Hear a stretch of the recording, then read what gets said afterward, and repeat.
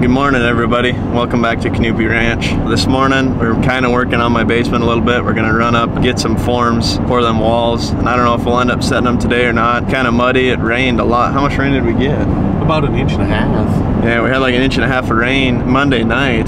Today's Wednesday morning, so I don't know how much forming will get done, but it's pretty muddy down there in that little hole. That old clay just kind of didn't really soak up the water. There's still some standing water, but anyway, we're heading up to get some forms, so probably pick you guys up after we pick them up.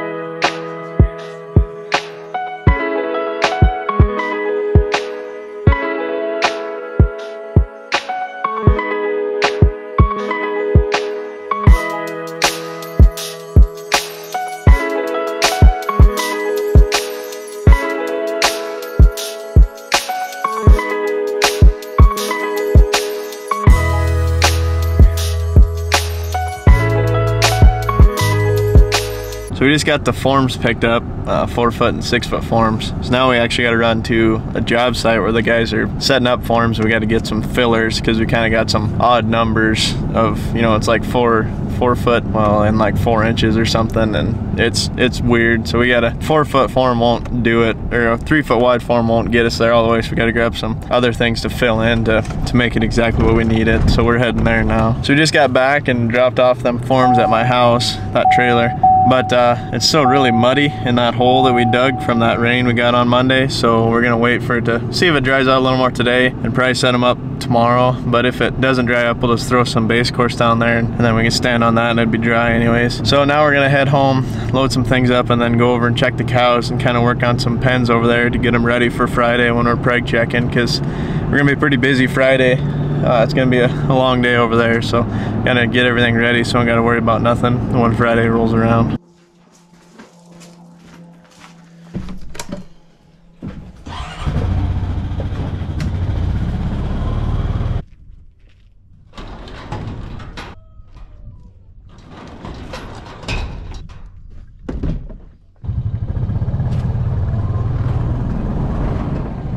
So we just got over here. We're probably gonna work on some pens for a little while, make sure everything's perfect or exactly how we want it for when the vet gets here. So then we're gonna probably load up the 4-wheeler and go check cows, just drive through them a little bit and probably put some more vinegar out for them, see how everything looks.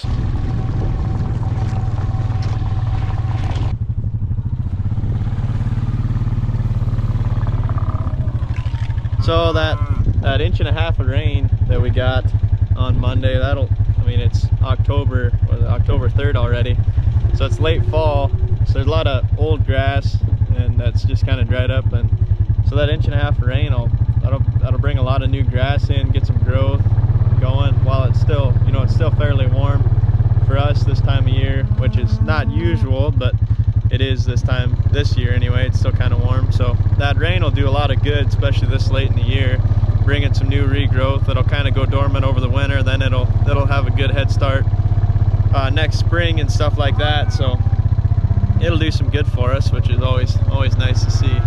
Oh, 2 bulls fighting. Oh, 3 of them.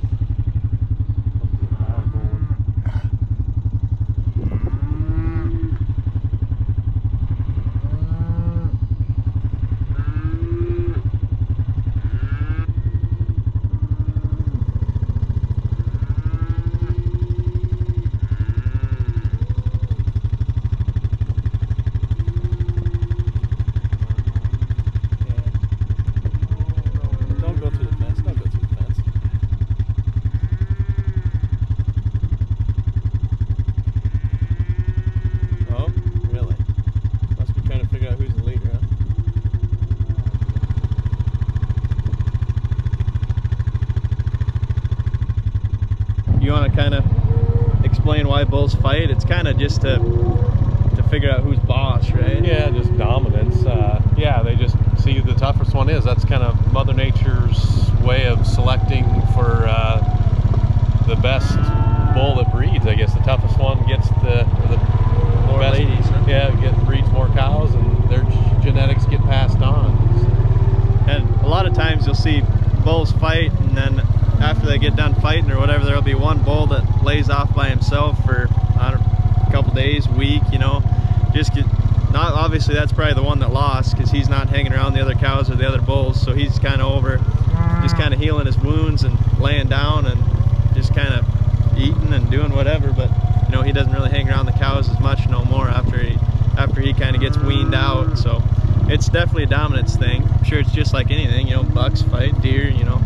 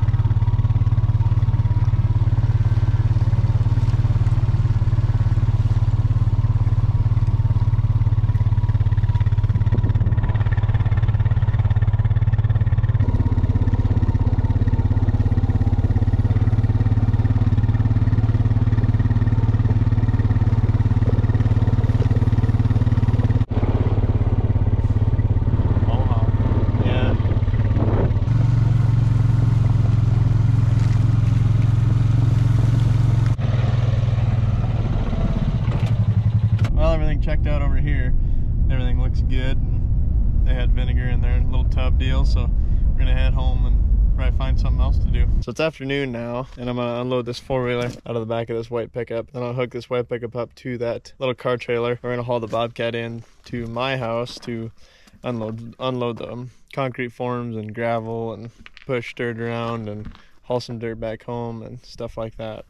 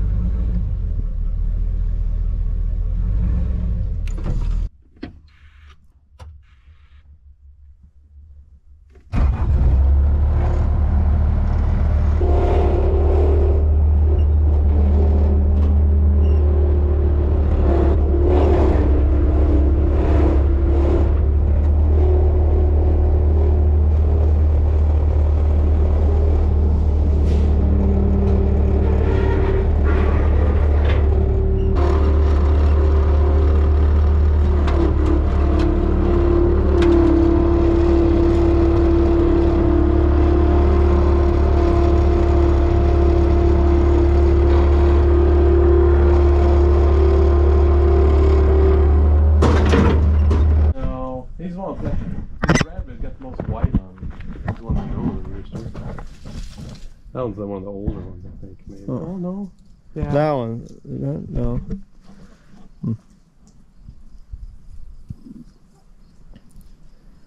Huh.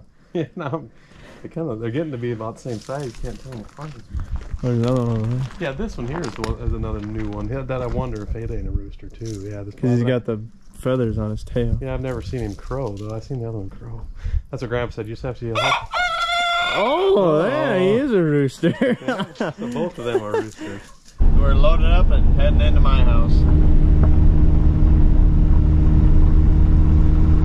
So I'm gonna work on tearing off some boards and some siding, like my bottom layer of siding, so we can pour that wall easier. Looks like Dad's grabbing the Bobcat and he's gonna try to take these forms off. I'll unload them out of the trailer here. I don't know how heavy they are. They're like aluminum, but they're probably maybe too heavy for our Bobcat. We don't know yet, but we're gonna try it.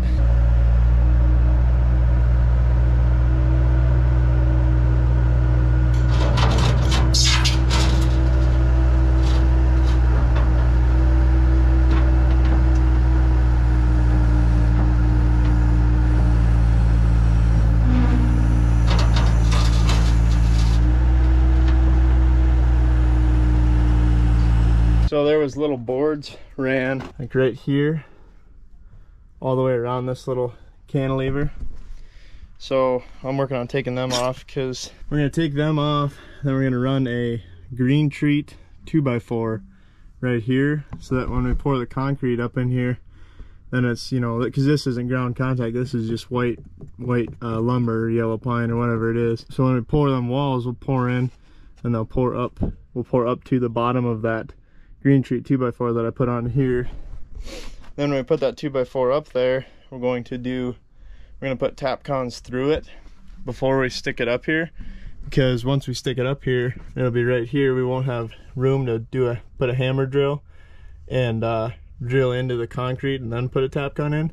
So we're just gonna put the tap cons through the board right now, so then when we pour, the concrete will go around the tap cons, and then tap cons will basically it'll be the same purpose basically. So we're going to finish taking. I'm gonna finish taking. I got one little board to take off here, then we'll put them green treats up. I think Dad's ordering concrete for Monday, I think.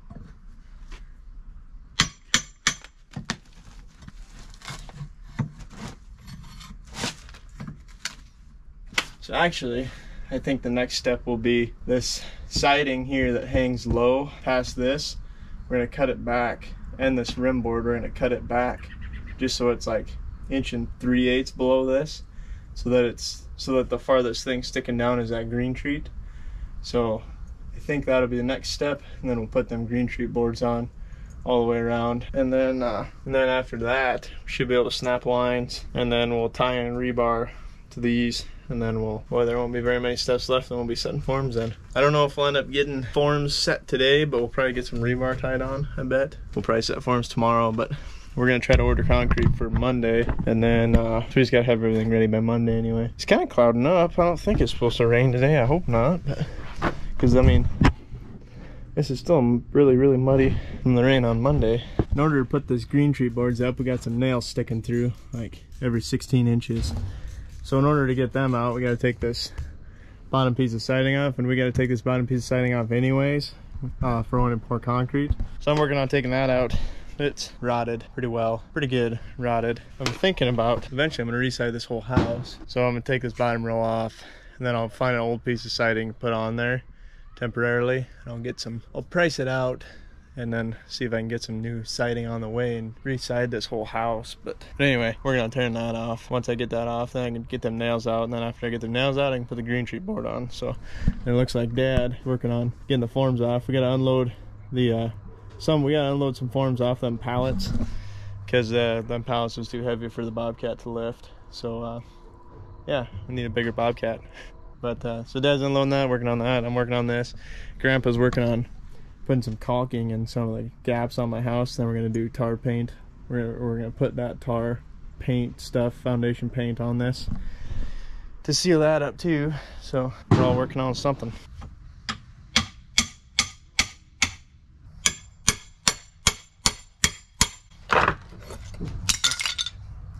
The siding is so rotten that nails are just pulling right through the face of it, which is not good. Definitely needs replaced.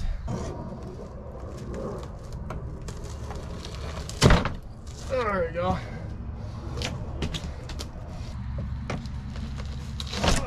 So Dad used to build houses, and he used to do concrete work and ditching and stuff like that, like water line, sewer work and stuff.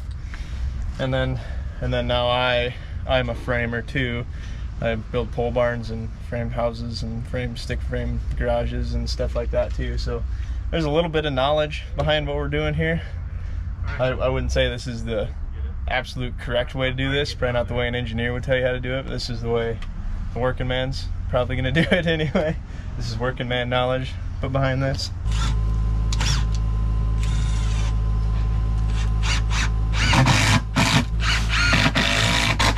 So I don't know if you can see that or not. These little blue screws sticking out are tap cons, and they're just basically concrete screws to hold stuff to concrete. So typically they're used for like, they can be used like to temporarily hold like a bottom plate onto a foundation for a house. Usually they're bigger, like redhead anchors too. But they're not super structural, but they do hold a little bit. So they're just a little extra something to help tie that concrete to the house, so that concrete ain't gonna move in and out. That's kind of why we're doing that. That's all I got to say about that.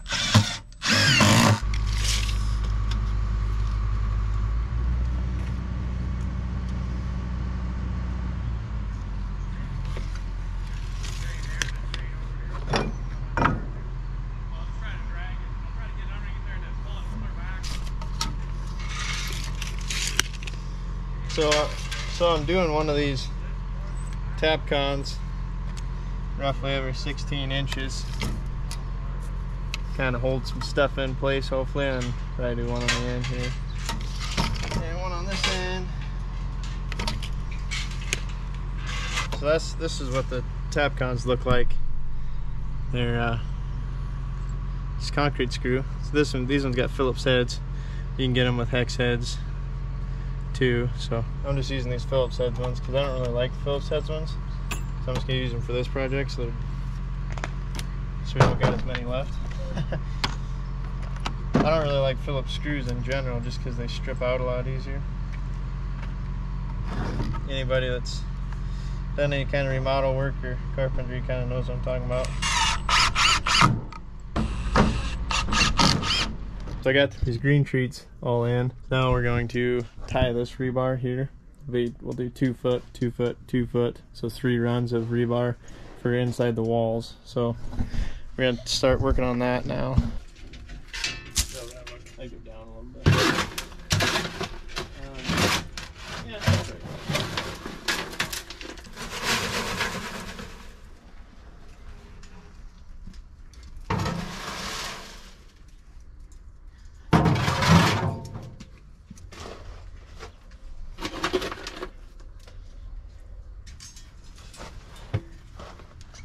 So we got that rebar in there, this section of the wall all the way to here. But we're gonna leave from there this little tiny section out because we need a place to carry forms in and out when we're setting forms.